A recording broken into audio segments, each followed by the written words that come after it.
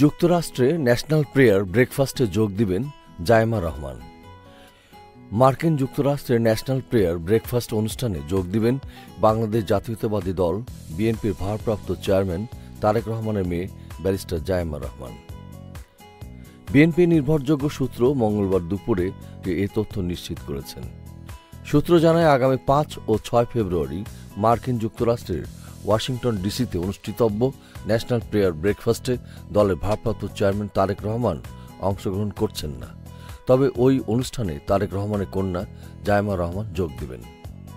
সূত্র আরও জানায়, বিএনপির চেয়ারপারসন ও সাবেক প্রধানমন্ত্রী বেগম খালেদা জিয়া এই মুহূর্তে তার বড় ছেলে তারেক রহমানের যুক্তরাজ্যের বাসায় অবস্থান করছেন।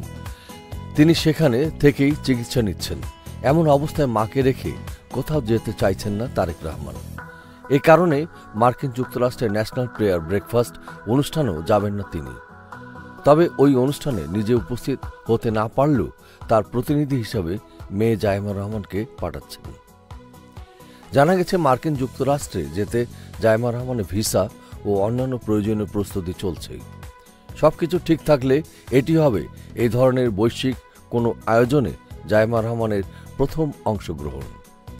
ন্যাশনাল প্রেয়ার ব্রেকফাস্ট অনুষ্ঠানটি ১৯৫৩ সাল থেকে প্রতি বছর অনুষ্ঠিত হয়ে আসছে এবং এতে মার্কিন প্রেসিডেন্ট, সিনেটর, কংগ্রেস সদস্য, ব্যবসায়ী ও ১০০টিরও বেশি দেশের গণ্যমান্য ব্যক্তিরা অংশগ্রহণ করে থাকেন।